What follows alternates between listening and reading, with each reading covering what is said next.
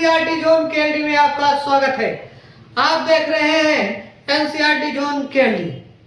हम कक्षा 10 के गणित विषयों का अध्ययन कर रहे हैं, जिसमें से चैप्टर नंबर 7 निर्देशांक ज्यामिति अर्थात कोऑर्डिनेट ज्योमेट्री के बारे में अध्ययन कर रहे हैं। उसमें हमने परिचय देख लिया था और पहला वीडियो हमने इसका अपलोड कर दिया है, जो कि परिचय का वीडियो था। लगभग उसमें जितने भी इंट्रोडक्शन थे, मूल चीजें थी, आपको बता दिया गया था।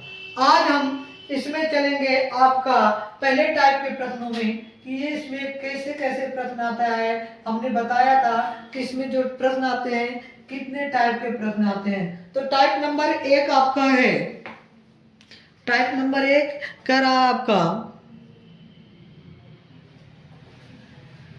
टाइप नंबर जो 1 है आपका, वो क्या कह रहा है कि दो बिंदुओं के बीच दूरी ज्ञात करना। दो बिंदुओं के बीच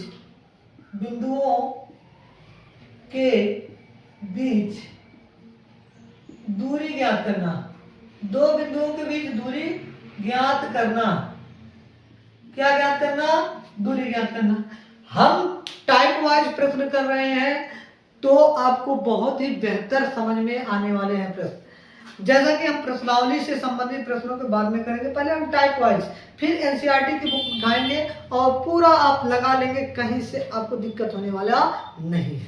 ठीक है, तो पहले नंबर, दो बिंदुओं के बीच की दूरी का सूत्र क्या होगा? डी बराबर आपका होता है अंडर रूट x2 माइनस का x1 का whole square plus y2 minus का y1 का होल स्क्वायर। मान लो कोई बिंदु दिया है, जैसे बिंदु आपका ए दे दिया है और ये आपका बिंदु बी दे दिया है। इस बिंदु को मिलाने वाली रेखा है, इसके बीच AB के बीच की दूरी ज्ञात करना है। अगर इस बिंदु का निर्देशांक x1 y1 तथा x2 क्या है? y2 है, तो आपका फार्मूला आप लगाओगे क्या? ये फार्मूला आप लगाओगे और आपको प्राप्त हो जाएगा। ठीक है, अब सवाल कैसे पूछेगा? प्रश्न देखो कैसे कह रहा है, क्वेश्चन आपका प्रश्न कैसे पूछ रहा है कि बिंदुओं, प्रश्न आपका है कि बिंदुओं 2,3 और 4,1 के बीच की दूरी ज्ञात कीजिए। दूरी ज्ञात कीजिए। ठीक है, ये आपको 2019 और 2023 में पूछा गया प्रश्न है। 2019 और 23 में पूछा गया प्रश्न है कि बिंदुओं 2,3 और 4,1 के बीच की दूरी क्या होगी। ठीक है, मान लो ये a के बराबर है आपका 2,3, a का निर्देशांक दिया है तथा b का निर्देशांक आपका दे दिया है 4,1। कितना दे दिया है? 4,1।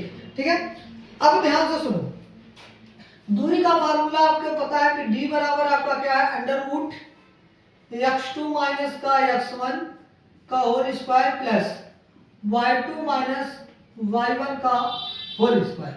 ठीक, अब इसको कैसे आप चेक करोगे? ये जो दो है, a का वैल्यू, इसको x1 मान लो, इसको y1 मान लो, इसको x2 मान लो, इसको y2। जरूरी नहीं है कि आप इसी को x1 मानो, इसी को x2 मानो, आप इसको भी x1 मान सकते हो, इसको भी x2 कर सकते हो। आंसर में कोई फर्क पड़ने वाला नहीं है। बस ध्यान से सुनो, d बराबर x2 का वैल्यू हमने कितना लिया है? 4, तो अंडर रूट आपका हो जाएगा 4, माइनस है तो माइनस, x1 का वैल्यू है 2, तो 2 का स्क्वायर प्लस y2 का वैल्यू है 1 माइनस y1 का वैल्यू है 3 का स्क्वायर। तो d बराबर आपका हो जाएगा 4 में से 2 जाएगा 2, तो 2 का स्क्वायर प्लस 1 में से माइनस का 3 जाएगा तो माइनस का 2 बचेगा, माइनस 2 का स्क्वायर। तो d बराबर आपका हो जाएगा, ये भी 2 का स्क्वायर 4 प्लस माइनस 2 का स्क्वायर भी होता है 4। ठीक है, तो 4 4 मिलकर कितने हो जाएंगे? 8। तो d बराबर हो जाएगा 8। 8 को हम लिखते हैं 2 करने में 2। क्या लिखेंगे, 2 करड़ी में 2 लिखेंगे और ये आपका आ गया इसका मात्रक दूरी, बीच की दूरी 2√2, 2√2, ये आपका आंसर आ गया इसका 2√2। एक बार स्क्रीनशॉट ले लीजिए फटाक से इसका स्क्रीन। अगला प्रश्न आपका है बिंदु 3, -4 की मूल बिंदु से दूरी क्या होगी, से दूरी क्या होगी। ठीक है, ये 2020 और 2022 में पूछा गया प्रश्न है। ठीक है, 2020 और 22 में पूछा गया प्रश्न है बिहार बोर्ड में। ठीक है, ध्यान से देखो प्रश्न कैसे हल होगा। मूल बिंदु से जब भी बात करें, जब भी क्या करेगा मूल बिंदु, और मूल बिंदु का निर्देशांक हमने क्या बताया था 0,0। कल वाली वीडियो में हमने क्या बताया था 0,0 मूल बिंदु का निर्देशांक होता है। तो a बराबर आपका दिया 3, -4, मूल बिंदु को मान लो b, तो a का आ जाएगा 0,0। वैसे फार्मूला बहुत लोग लिखवा देते हैं मूल बिंदु का डायरेक्ट, लेकिन हम डायरेक्ट नहीं करेंगे, कोई दिक्कत नहीं है, आराम से रखेंगे।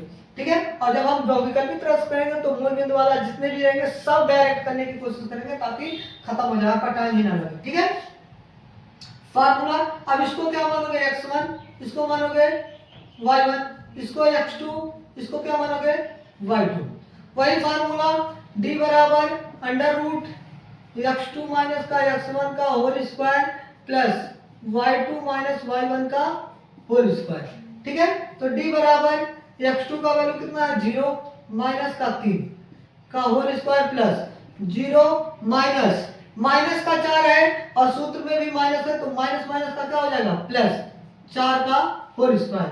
तो d बराबर बचेगा माइनस का 3 का स्क्वायर प्लस 4 का स्क्वायर। ठीक है, तो d बराबर आपका हो जाएगा माइनस का 3 का स्क्वायर होगा 9 और ये हो जाएगा 4 का स्क्वायर 16। तो आपका d बराबर आ जाएगा करड़ी में 16 9 25, कितना हो जाएगा 25, और 25 किसका वर्गमूल होता है 5 का, तो आपका आंसर आ गया कितना 5 मात्रक। कैसा आ गया 5 मात्रक। तो कैसी लगी आपको वीडियो एक बार कमेंट करके जरूर बताएं। अगर वीडियो आपको पसंद होता है तो लाइक करें, चैनल को सब्सक्राइब करना ना भूलें। धन्यवाद।